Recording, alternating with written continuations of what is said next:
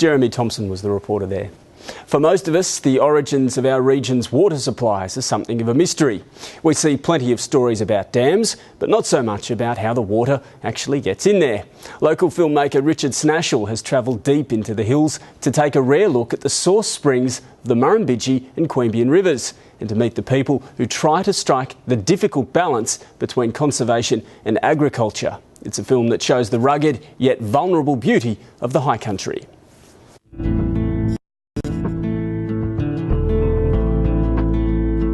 We started in Cooma on the Monero and have driven up through Adaminaby, and as we climb, even though it's quite gradual, you notice that the landscape and the vegetation changes to a more subalpine feel.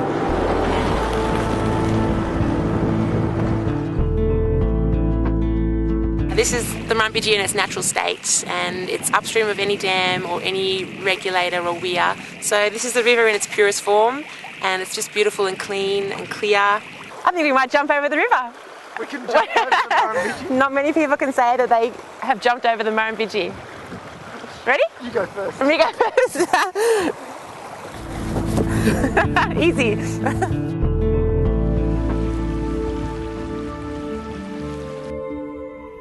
It's the second largest in the Murray-Darling Basin, and it has an area of something enormous, I think 84,000 square kilometres in all. With any catchment, it's really important for everybody to work together. Lots of people have different uses and different values that they place on the catchment, but in recent work that the CMA has done, where we asked all different types of landholders and stakeholders who live in the catchment, we asked them what they valued most about this landscape, and I would say the majority of people would say that they value the river. We have all in all 600 and something acres, and it undulates down to the Murrumbidgee with about 5.5 kilometres of river frontage. Wow. And we left round about 40-50 acres as virgin bush around the foreshores of the Murrumbidgee. I think water is secret here. We do catch all our own rainwater and use the water for drinking, bathing and washing. We have a grey water system where we use the grey water. So we don't pump out of the Murrumbidgee as such. What happens, Michael, I guess, when people like you are doing all this work on your property, but the neighbours on either side may not be? Does that sort of let the side down as far as, and if they have the river passing along there? Well, without pointing fingers, yeah, sure. I would like everybody to have the same attitude I have, but I'm a gentleman farmer. I can afford the time. I guess this is your point. Why not more people do it? Some people really have to earn a living, and their priority is to put food on the table and serve their mortgage, if you like, rather than having the extravagancy of helping nature. Most towns and cities in Australia do rely on what people do upstream as to how clean their water is when it gets to them. So having people like Michael is just essential, and having a lot of people like Michael is critical too. Well, it really boils down to the fact that the more we can assist the river to purify itself, keep itself clean, the better is the outcome.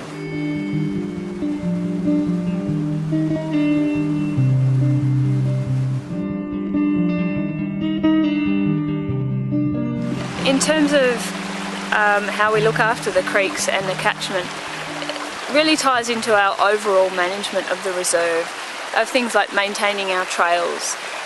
They're all dirt tracks, and so we make sure that the drainage is efficient and we're not getting silt and soil running into the creeks, which then ends up in the river.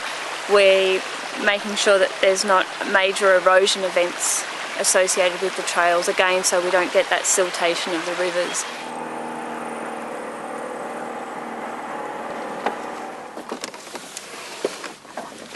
So here we get a really great perspective on where some of the water comes from for two of Canberra's main rivers. All of these creek lines run down into the Queanbeyan River. Gives you a really great idea of where the water goes to from Tinderry Nature Reserve. I think most people would know the Queanbeyan River as being the river that flows through the township of Queanbeyan.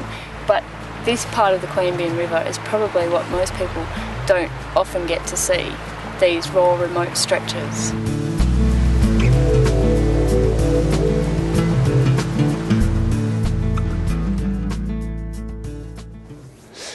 Tonight, we say goodbye to reporter and crossword